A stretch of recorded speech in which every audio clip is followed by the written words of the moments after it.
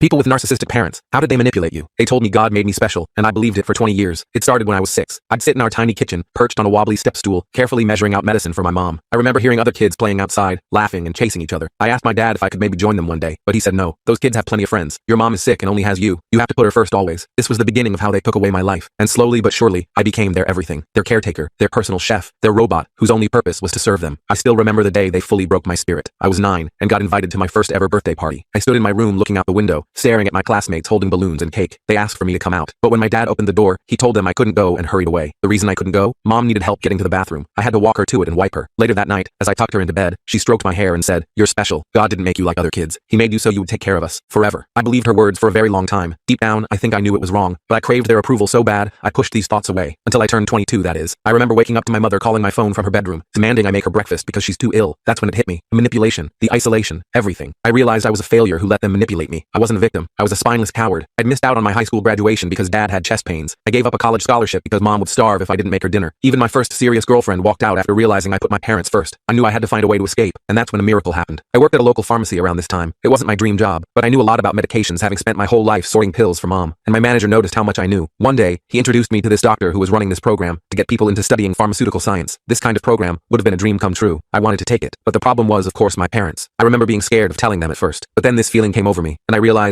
I needed to do this. If I didn't, I'd regret it forever. And so, I told them about the offer. I told them we could look into professional care for them since I'd be gone. I even offered to pay for most of it because they always said we were poor. But of course, my mom broke into tears, crying that she'd die alone. And as she cried, Dad gave me that cold, disappointed stare and said, "After everything we've done for you, this is how you repay us." I didn't even say a word back. For the first time in my life, I didn't give in. And over the next few weeks, I started researching programs for them. And while doing so, I looked into their finances. That's when I found it. Their savings could cover professional caregivers. My face went pale. I had asked them about getting caregivers a lot when I was younger, but they always said they couldn't afford it. Turned out they could. They just wanted me kept on a leash. That was my final straw. At least I thought it was. My actual final straw came later that night. It was just a few days before I had to give my answer regarding the pharmaceutical program, and conveniently, mom had a health scare. She tried to hold my hand and began trembling, talking about how this might be it for her, but I didn't react. That's when she told me that same old line, "You promised you'd never abandon us." That did it. I felt a rush of energy I'd never had before, but I didn't yell or get angry. Instead, I spoke calmly, telling them every single thing I'd given up for them. I told them they were failures as parents, and that if God is real, he'll punish them for using his name to do what they did to me as a child. Mom sobbed dramatically, and dad turned silent, but it didn't work. I refused to back down. The next morning, I called the doctor and accepted. I packed my bags while my mom cried, but I didn't feel a thing until just before I left, because that's when they sat me down and dropped the biggest bombshell of my life. Turns out, they were never sick, at least not to the level they claimed to be. They could have managed their whole life without me. They just didn't want to. According to them, having me give up my life for them was proof I loved them the way a son should. They even showed me their medical history, confirming what they just said. I remember feeling everything come crashing down. My whole life was a lie. But if my parents thought I would just let this go, they were terribly, terribly wrong. The full story where OP makes his parents regret everything is on my channel and linked below.